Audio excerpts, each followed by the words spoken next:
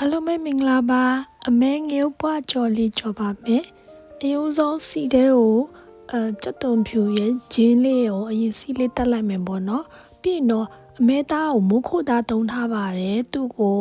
စားအရသာရည်နဲ့ပြီးတော့မှစက်တုံနီလေးနဲ့ပေါ့နော်ငရုတ်ပွားနီရတော့ရှင်းလည်းထက်မရှင်းလည်းမထက်နဲ့ပေါ့နော်အဲ့လိုလေးနဲ့မီးပြင်းပြင်းလေးနဲ့ကြော်ပါမယ်ပြီးတော့မှငရုတ်ပွားအစိမ်းလေးကိုထည့်လိုက်ပါတယ်ခရူးစီရဲ့ပန်းငယ်ပြားရဲ့အချီရဲ့ကိုထည့်တာပါ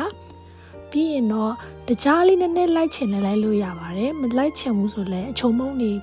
စက်သားမုံနေစားလည်းရပါတယ်အဓိကတော့မီးပြင်းပြင်းနဲ့စီပူပူနဲ့ဥမာကြော်အောင်ပါပါ